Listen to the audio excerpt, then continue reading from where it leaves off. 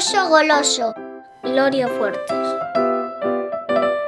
El oso goloso, de peluda piel, el oso goloso solo come miel. El oso goloso anda muy patoso, solo come abejas, no temas al oso.